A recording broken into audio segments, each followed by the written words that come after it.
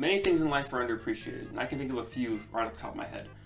The color blue in nature, food trucks, indie developers, tarantulas, A24 films, and then a few video games, and I can name a few of those off the top of my head as well. You got games like Spiritfarer, Vanquish, Recore, the Metro series, Bayonetta, Dead Space 3, Catherine, Sunset Overdrive, DMC Devil May Cry, Sleeping Dogs, Mad Max from 2014 I think, Dragon's Dogma, Lost Planet 2, DJ Hero, The Darkness 2, Syndicate, Transformers War for Cybertron, Sonic Generations, Homefront, the original Homefront, Prince of Persia, The Forgotten Sand, Splinter Cell Conviction, Marvel Ultimate Alliance 1, 2, and 3, Singularity, the Dishwasher series, and Binary Domain, just to name a few. That last one I mentioned is going to be the focus of today's video. Released in 2012 and brought to us by the same studio that brought us Yakuza and the Judgment series, which I have yet to play, but I expect to be very good because everyone says they're very good. The only reason I know why this game exists is because of a trailer that was released from IGN back in 2011.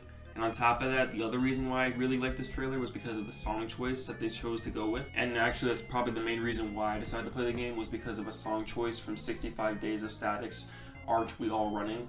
That's right, the only reason I played this game was because of a song that played in the trailer, and I really liked it. Let's go!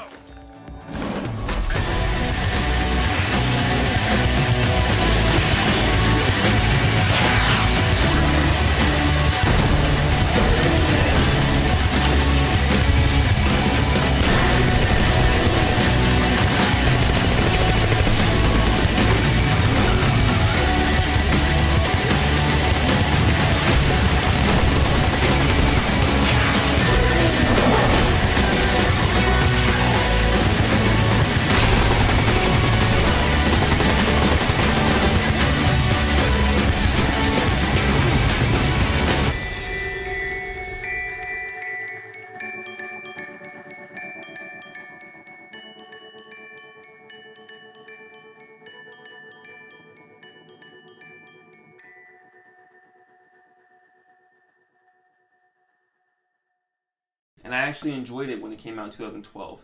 I'm not saying it's better than Far Cry 3 or Forza Horizon or Mass Effect 3 or Darksiders 2, but it's definitely up there as one of the games that I enjoyed back in 2012 when it came out.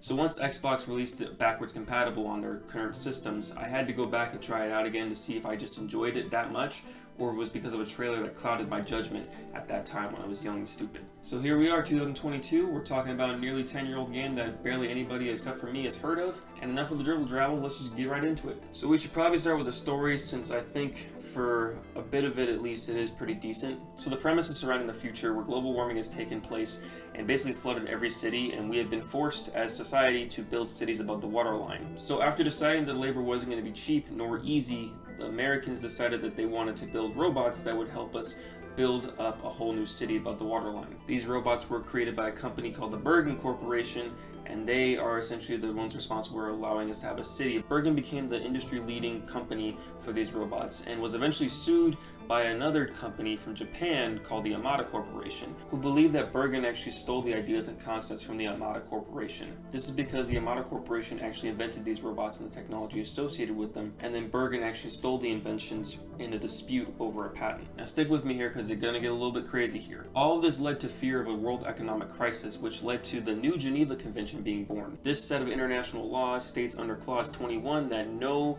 engineering into human robotics was ever to be permitted, and makes me wonder what the other 20 clauses had to do with before they even thought about the 21st clause. Most of the countries agreed on this proposition and actually signed this into effect, and thus the International Robotics Technology Association was born, or IRTA. From there, the IRTA would actually create what's called Rust crews that were global task force that would handle any non-compliances with the New Geneva Convention. Holy shit, it's a mouthful.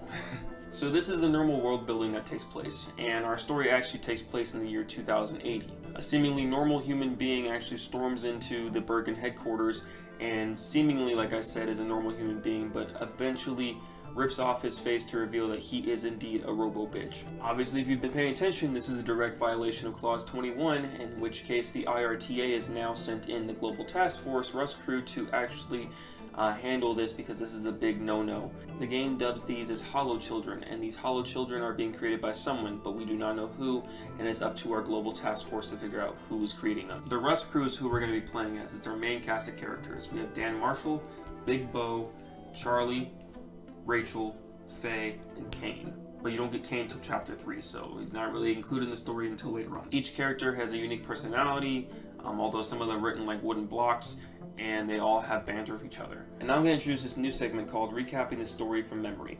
It has now been about a week and a half since I beat this game, and I don't remember much from the story, but I'm going to try my best to actually recap the story from memory.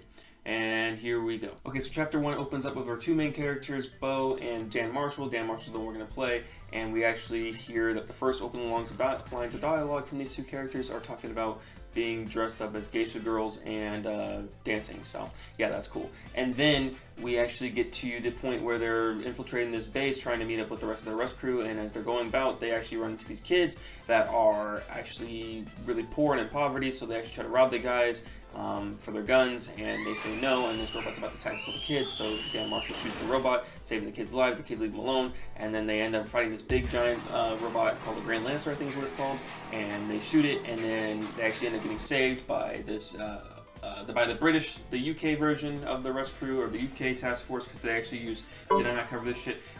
They actually have task force to global, right? So you have the UK, they're gonna have the China Union, they're gonna have the Americans, and you have the French, and we're gonna get to those guys in a little bit. But so anyways, they get rescued by Rachel and Charlie, who are part of the UK part of the UK UK Global Task Force Rust Crew party, and Dan Marshall and Big Bo, I didn't say this before, our American group, they actually meet up with them. We're playing as Americans, awesome. So then we get to them, and then they actually introduce Faye, who's going to be our Chinese operative. We find out that Faye's Chinese operative teammate duos or whatever got killed in action, so she's the only part of our Chinese squad now. So then we're on Chapter 2 now, which is when we're actually moving through, and we're trying to meet up with this guy named Mifune, who's supposed to be like our Japanese informant. He's like an underground mob boss. So we are moving through the, what are we calling this? We're moving through this underground. They're making their way through. You fight this giant spider boss, which is a really cool boss fight, which we'll talk about later because that shit's really lit. And then you actually get to the underground bar. You find out Mifune's not really there. Oh shit.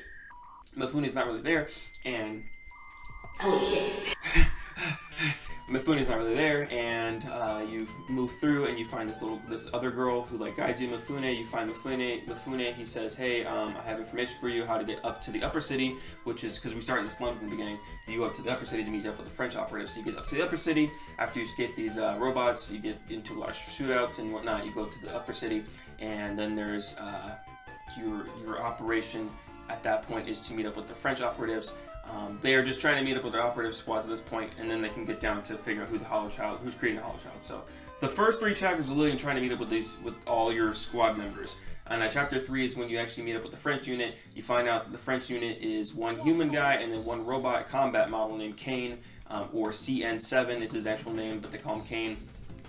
In a high-speed chase, you actually end up shooting enemies, and then a car accident happens, and your human French guy dies, but you're left with Kane, and not really many people trust Kane because, he's a robot, and, they don't trust things like that. And our buddy Dan Marshall, the main character, has a history with robots and not liking them because when he was little, they'll explain it later, but when he was little, his mom was abused by his dad, and the robot was supposed to help him stop the dad from, abusing his mom, but it didn't do anything, so he beat the robot's ass, and he's got a really big grudge against robots now because of that. So anyways, you split up, you take your squad, you run over, you get to this place, we're on like a rooftop. Kane is like, we gotta travel, or Charlie's like, we gotta travel, because Charlie's the squad leader. I don't know if I mentioned this either, I didn't. Charlie's the squad leader, not Dan. Charlie. So, and then Dan's like the second command. Charlie is like, hey, we gotta cross this bridge over here. How are we gonna cross though? And then Kane's like, I have a fucking little zip line thing out of my arm, so he shoots the zip line across this railroad tracks. And as everyone's going across, of course, when Dan and Faye try to go across, there's a sniper that's trying. There's these two Japanese guys that are like, they're Japanese cops, and they're trying to stop the Rust crew from infiltrating. They're trying to get down to the bottom why they're even in Japan right now, trying to infiltrate the Almada Corporation. So anyways, he shoots the zip line, and Faye and Dan fall. Dan lands on a train. Faye almost doesn't, but Kane comes in with fucking rocket-powered boots and saves Faye. And then they get on the train. There's a shootout on the train. There's a shootout through train tracks, and they're separated from their squad at that point. So chapter 4, there's 6 chapters, we're almost there. Chapter 4 ends up going through a holy shit, man, what's going on here? They end up going through like an underground resistance. They fight this giant gorilla robot thing, which is cool and all. But then you end up meeting with this guy named Shindo, and Shindo's like, "Hey, I'm gonna take you to the Armada Corporation because he believes that they're doing something shady too." I really don't know. I don't remember this. Chapter 4 is a blur, dog. I don't remember. I just remember there was a really cool part where they're driving and there's another boss battle, like a giant robot motorcycle thing that's chasing you on a highway, and that was really lit. I don't remember the rest of the story, dog. Anyways, this is a new segment. I'm learning. Anyways, so they're going through and they get to the Armada Corporation. The Japanese cops are still trying to fucking hunt them down, and eventually the Japanese cops are like told, "Hey, don't go into the Armada Corporation. That's a violation. Don't trespass." And then one cop's like, "I didn't hear him say that," so he hangs up the thing, and then they go through the thing anyways. They deny direct orders and go after the rest crew that went inside to go get to the Armada Corporation and figure out what's going on. So they get inside. We're in chapter 5 now. And they fight more robots. So like these ninja robots that spin around like a cyclone thing. It's really lit. They kill this chandelier robot. That was really cool too. We get to like do this really convoluted quick time event, which was really wild. And then they end up linking up with. They end up running into the Japanese cop who shows up with robots, and then who else but the guy Amada himself comes out, and he's like really old and crusty, and he shows up and he's like, "Hey, listen, I can control these robots. I'm gonna turn them against you." He turns Kane against us. He turns the other robots against us, and he tells Faye to come with him or whatever. And so he takes Faye hostage. The rest of us, including me, Dan, Shindo, and the cop, I forget his name. The cop get separated in like this trash pit. And there's no more Kane, obviously, because Kane is a bad robot now. And actually, did they even do anything with Kane at that point? I honestly don't remember. I don't remember if he got fucking killed or anything like that. I just remember they disappeared. Anyway, so Kane. The three main characters are running down in the slums trying to get back up to the headquarters of Armada so they can confront Mr. Armada themselves. As they're going around, Shindo is actually like, "I can't go ahead with you guys because this guy that." This robot looks like a Hollow Children. There's a bunch of Hollow Children that are attacking them, and one of them looks like one of his buddies that was killed earlier on in the story, which I didn't mention, I'm sorry, and they actually leave him behind. He's like, "Fuck it, go on without me, I gotta stay here and confront my demons." And I'm like, "Dog, just fuck, get up." And they leave, they go upstairs, and they confront Amada. I forget what happens to the Japanese guy. He separates because after that he meets up with... Oh man, this is getting wild. So, eventually, Dan meets up with the rest of his rescue crew. How the fuck they got there, I don't know. But they meet with the rest of the rescue crew, and they're like, "Yo, we gotta tell you something." And Dan's like, "There's no time. We gotta go. We gotta fucking go. We gotta blow up this satellite because it's gonna send a nuke to us and blow us up because the U.S. Marshal guy or whatever was like, 'Hey, we're sending a nuke because we can't risk this stuff getting out to anybody. So we gotta stop this.'" And so they blow up the satellite to stop the nuke, and then they confront. Damn, do I have the story backwards? No, anyways. Then they confront Amada, and before they do that, though, Dan's being told by Bo and Rachel and Charlie that Faye is actually a Hollow Child. But the reason why you can't tell she's a Hollow Child is because she's technically not a Hollow Child, but she is a Hollow Child. So anyways, these Hollow Children, when they're a female Hollow Child, if a male human impregnates a female Hollow Child, the baby that is born is actually full flesh, not a robot or anything like that. So human or Hollow Children women can actually have human children, which is actually pretty fucking crazy, honestly. Anyways, so he's like, "No, that's impossible." And that's impossible. That's definitely impossible because in chapter 4 he had sex with her. I don't know if I mentioned that. I didn't mention that, but he had sex with her in chapter 4. If you get that trust level up, you can max the trust level, get an achievement for that bad boy. They have sex, and then you get to have get an achievement for it. And it was just pretty fucking cool. But anyways, so he's like, "No, dog, that ain't her, dog. That ain't her. And he's like, nah, bitch, that's her. And he's like, that's her. And so he's like, I'll believe when I see it type deal. He gets to fucking Amada. He's like, all right, open this fucking casket, because apparently Amada's dead. Opens the casket. He reads the fucking thing. He's like, I thought, isn't this Amada's father? He's like, nah, dog, that's actually Amada himself. He's like, but we just saw Amada like 20 minutes ago. That shit's wild. What's going on with Amada? And then Amada comes out, dun dun dun, Amada's with Faye. Whoa, what the fuck? I couldn't see that shit coming. Amada's with Faye. And then Amada reveals his whole plan, that he actually was a robot and a security camera who fucking locked the real Amada in a room and then took over and made a fucking body of his own and implanted himself in the body to take on the life as Amada. So he's not really the real Amada, because the real Amada died and got locked up in a casket. A fucking security camera fucking took over Amada's body. That shit's fucking wild. Anyways, Faye's like, yeah, dog, you can't handle me my head ass, you don't deserve me my dead ass, basically. And she fucks up and she like starts trying to shoot them and kill everything. She's got a sniper rifle, so she's pretty much fucking useless, just like she is in the rest of the game. You pick her as your partner. I made that mistake. Anyways, you're shooting all these robots, these ninja robots. You finally stop them, and then she's like, you're supposed to leave, right?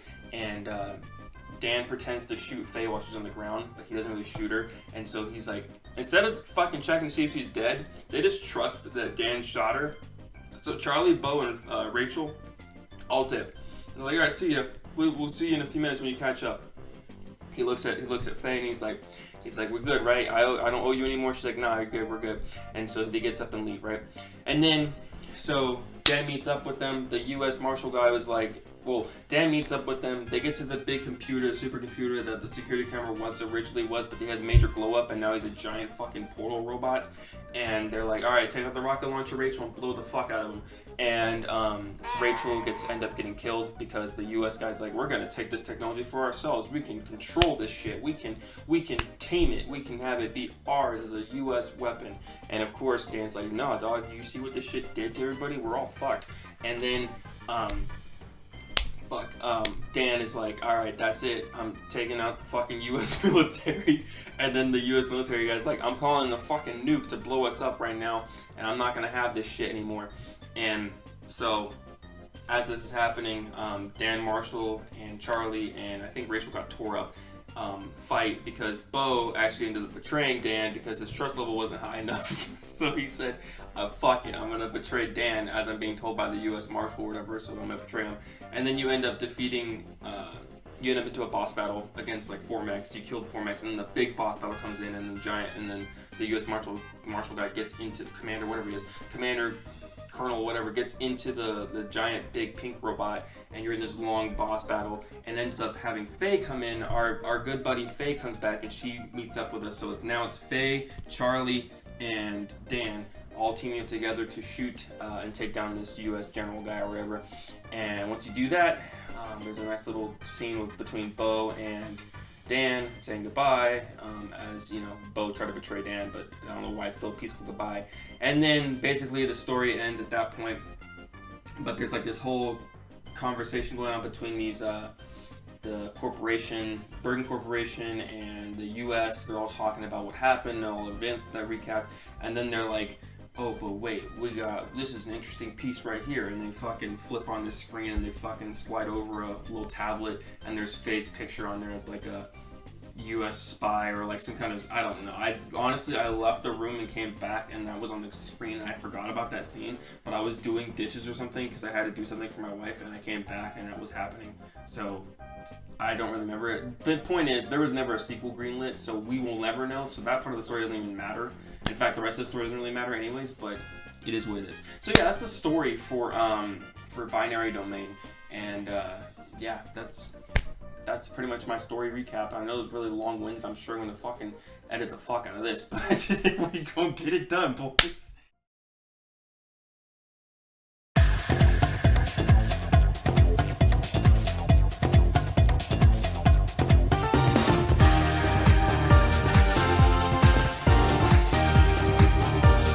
Okay, so now that we got through all of that, let's talk about the gameplay. The gameplay is going to consist of your standard third-person shooter mechanics.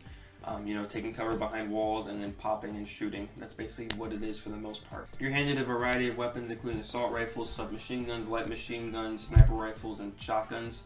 and pistols, but you'll see for a reason why you're only going to want to use the assault rifle. I'll explain it here in a second. You can carry 2 primary weapons, a sidearm and a grenade. You're really going to only want to carry the assault rifle for 2 primary reasons. Number 1, it comes with a shock blast EMP that actually stops all robots in its tracks, and you're never going to shoot a bullet at a human in this game, so it's only going to be robot enemies, which is going to be imperative that you have an assault rifle. This EMP blast can also stun bigger robots and even bosses, which allows you to hit critical weak points on their bodies, and that makes it easier. So again, you're going to want to have an assault rifle. You can upgrade each weapon in the shop, and the second reason why I say you want to keep the assault rifle is because it's the only weapon you're going to want to upgrade.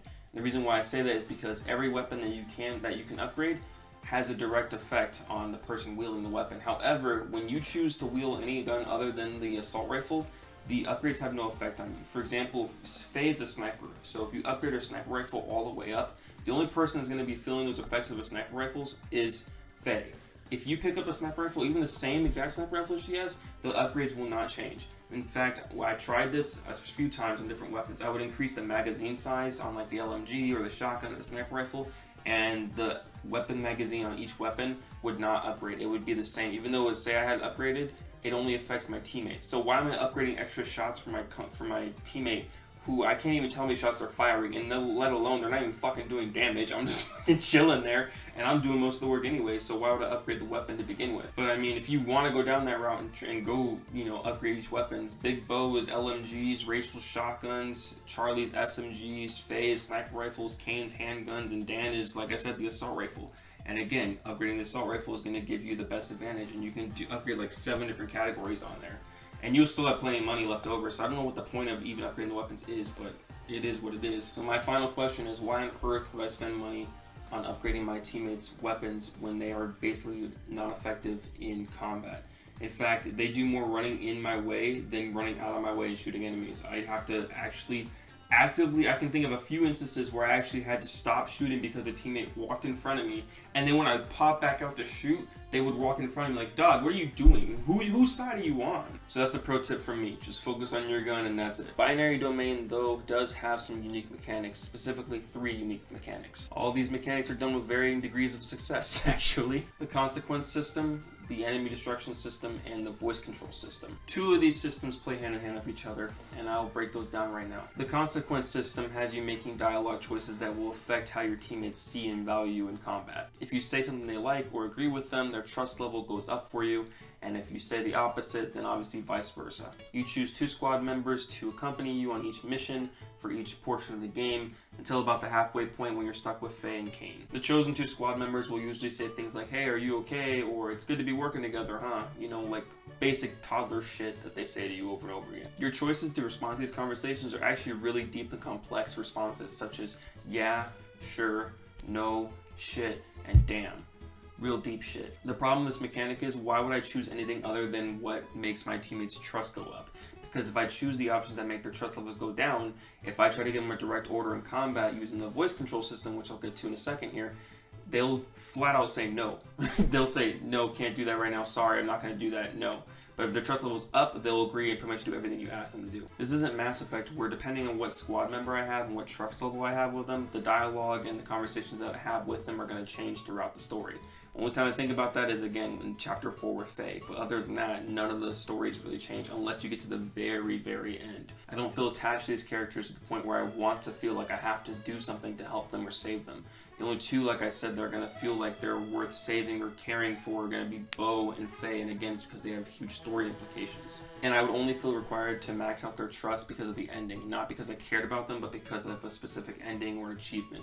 And I know I already spoiled this, but Rachel died in my ending, and I'm pretty sure you can save her if you have her trust level maxed out, but I never chose her to be part of my squad, and you only get a certain amount of time with these squad members. Once you get to Chapter 3, you're separated from them. No, sorry, once you get to Chapter 4, you're separated from them.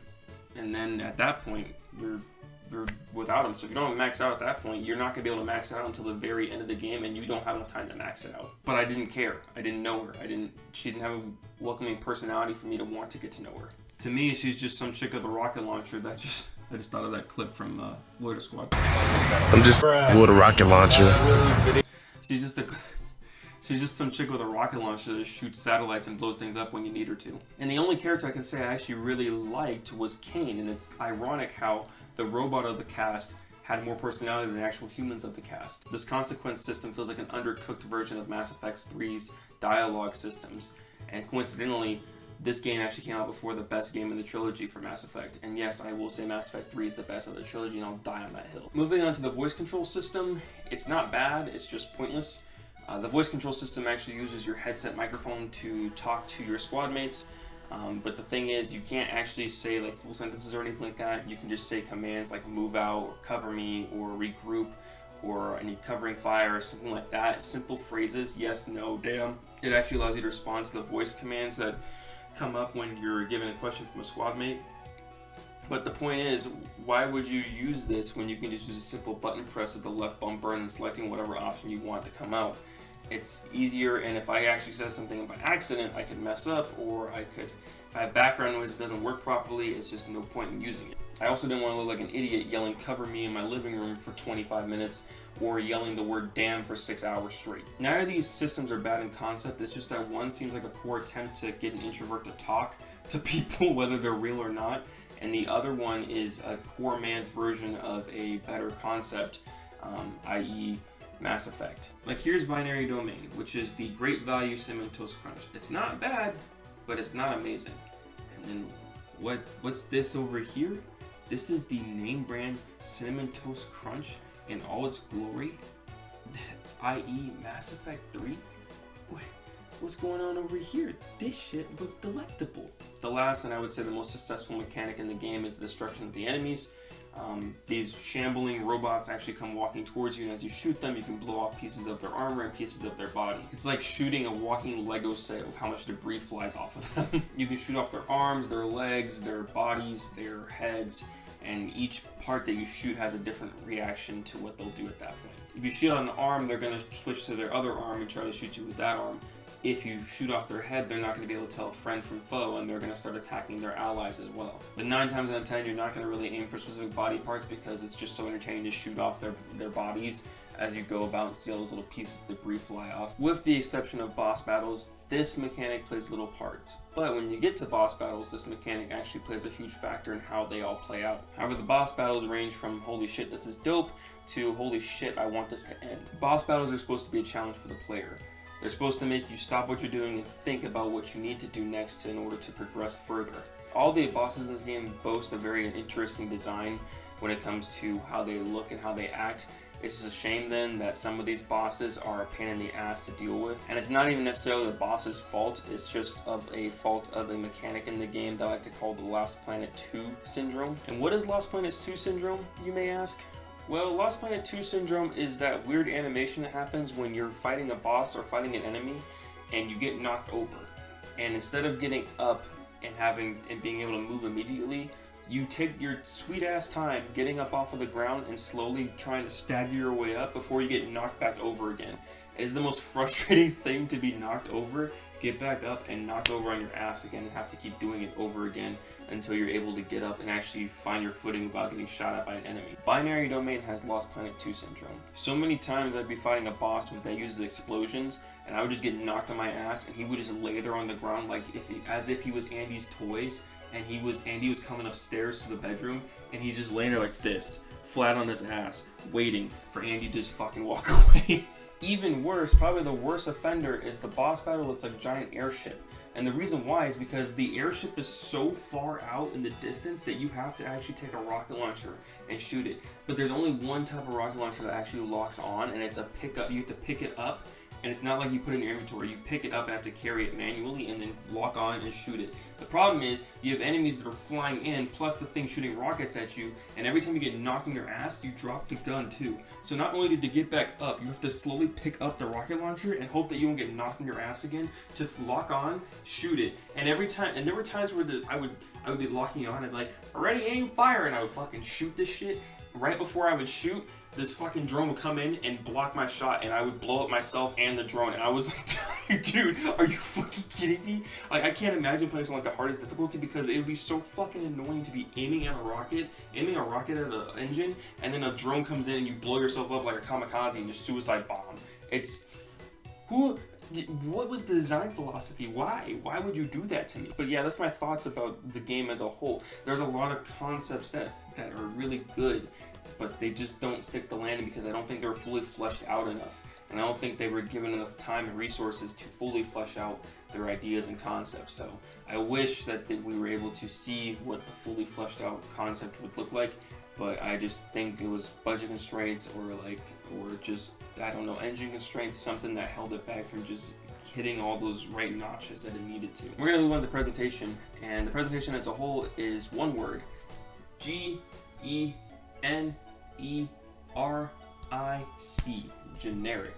You got generic ass set dressing, you got generic ass environments, you got generic ass character design, you got generic ass character traits, you got generic ass enemy designs with the exception of a few in the bosses, and you got the worst offender, generic ass music. The cardinal sin of it all is that I can usually look past one or the other. I can usually look past environmentals that are generics, or I can usually look past music that's generic, but not both of them, man. I can't fucking do both of them. It just if I can't have something to look at that's pretty, and I don't have something to listen to that's pretty, why am I torturing myself through it? The music, I can't even remember the music. I can't remember a single song. All I remember is generic ass video game music, and you know what I'm talking about. The first person shooter generic ass video game music that plays in the background, and I can't remember a single song from the game. I can't remember a single piece of music that plays during the game. I can't remember a single sound effect other than the bodies of the robots exploding. That was kind of cool, but the sound effects sound weak. The EMP blast sounded kind of cool actually too, but like the sound effects of the guns doesn't sound very powerful. It doesn't sound like when you're shooting a bullet into a metal robot, it doesn't sound like you're shooting metal. It's usually shooting plastic. It doesn't sound very good. The same can be said about the backgrounds. Most of the time you're either in the slums or you're in some super fancy generic scientific laboratory. The future doesn't look very futuristic. There's certain, when you're like this, chapter 3 is the only good example I can think of. When you're in the upper city, it actually looks like a little bit of a future, but it doesn't look like 2080 future. It looks like 2030 future. Like, I feel like I can see some of this stuff in 2030. I don't know if there's flying cars. I don't think there's flying cars at all. There were cars, but there weren't flying cars, and it looks like 2030 to be honest. 2030, 2040 maybe. But the technology, with the exception of the robots, is the only thing that doesn't look like it's caught up to the year. There isn't much in the way of color choice either. It's usually brown, white, or gray. There's no green or blue or purple or red or anything like that. There's none of that. The only thing I can think of is like the boss designs. Some of the weak spots are like glowing blue and red, but there's no environmental design that involves the colors of red and blue and green and all these pretty colors that you would think would be vibrant. It's very neutral and muted, and this is the exact opposite of what I've seen for the Yakuza games. I've seen clips of the Yakuza and Judgment games. Kamurocho, I think, is where the setting takes place for those games. It's super vibrant and pretty. Like at nighttime, you can see the lights, the neon lights lighting up all these different places. The karaoke scenes, like when they're playing in the background, all that stuff looks really cool and really unique, and I don't know why it's not translating over to this game. Okay, so I know this was a whole lot of ranting for a game that I enjoyed pockets of my time with. This game oozes AA quality and actually proudly wears it on his sleeve, and in moments like when the camera zooms in on Dan's face as he's about to take action to a combat scenario, or the cheesy dialogue and the easy to understand mechanics, or even the janky character movements as they go upstairs or as you're sprinting, the jank is just there. Binary Domain was never trying to be something spectacular or amazing. It looked like it was aiming to do something like a niche franchise, as it was aiming for a sequel by the end of the cutscene that they had at the very end of the game. And I feel like RGG Studio was just, testing the waters for a genre like this, because I don't think they've done a game like this before. And I feel like this was like just getting their toes in the water to see how it would pan out and go over it. But obviously with the reception, I guess commercially, it didn't do as well as they had hoped or as wanted. I feel like they could have fleshed out the ideas more if they were given another chance on a sequel with the consequence system, the voice control system, or just get rid of that entirely and focus just primarily on the consequence system. Go for like a pseudo Mass Effect type deal. It would have been cool to have a Mass Effect, junior successor. I don't think it would have been a successor, but something that people could gravitate towards if they weren't fans of Mass Effect. But alas, here we are, 2022, and I'm probably the only person who's played the game since it came out in 2012, and I probably will be the only person to play it this year since it's been released on the Xbox backwards compatible list. I'm sincerely hoping that the game Vanquish is still up to my expectations and still holds up hope, because I haven't played that game in about 3 years or so, but I remember being superb, and I just hope that my recollection of the game is not vanquished. So yeah, thank you for watching this video. I greatly appreciate y'all coming through here and checking it out. I know people aren't really a fan of me going down this route, and as I've seen with the numbers, but I'm just doing what makes me happy, and I'm enjoying it, and I'm trying to improve little bit, and I'm trying to be a little bit different from other people that do these content video essays. I'm just trying to be different, and I enjoy it. So that's where I'm at on it, and I really hope you guys stick with me through the journey, and the new people that are coming through and you guys watch it, thank you for watching. If you guys want to subscribe, I'd greatly appreciate it. If you guys like the video, please give it a thumbs up, and I will talk to you guys in the next video. I appreciate y'all. Peace.